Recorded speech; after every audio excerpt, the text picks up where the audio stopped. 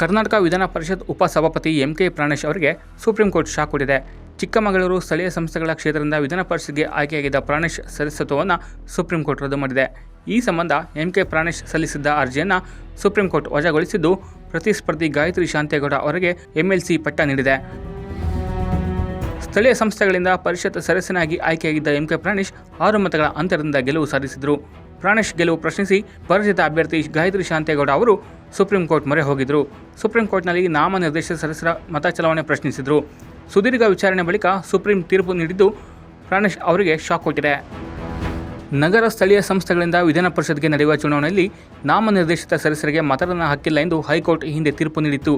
ಆದರೆ ಹೈಕೋರ್ಟ್ ತೀರ್ಪನ್ನು ಪ್ರಶ್ನಿಸಿ ಎಂಕೆ ಪ್ರಾಣೇಶ್ ಹೈಕೋರ್ಟ್ಗೆ ಮೇಲ್ಮನವಿ ಸಲ್ಲಿಸಿದರು.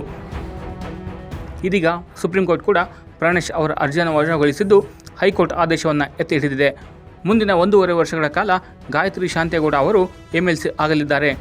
ಸುಪ್ರೀಂ ಕೋರ್ಟ್ನಲ್ಲಿ ಗಾಯತ್ರಿ ಪರ ಆದೇಶ ಬಂದ ಹಿನ್ನೆಲೆಯಲ್ಲಿ ಅವರ ತವರು ಜಿಲ್ಲೆ ಚಿಕ್ಕಮಗಳೂರಿನ ಮನೆಯಲ್ಲಿ ಬಹಳ ಸಂಭ್ರಮ ಮುಗಿಲು ಮುಟ್ಟಿದೆ.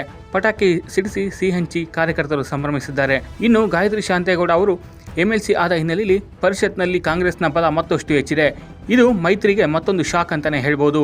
ಇನ್ನು ಸಭಾಪತಿ ಹೊರಟ್ಟಿ ಅವರ ಸ್ಥಾನಕ್ಕೂ ಕುತ್ತು ಬರುವ ಸಾಧ್ಯತೆ ಹೆಚ್ಚಾಗಿದ್ದು, ಇದು ಮುಂದುವರಿಯುತ್ತಾ ಇಲ್ಲ ಅನ್ನುವಂಥದ್ದು ಯಕ್ಷ ಪ್ರಶ್ನೆಯಾಗಿದೆ.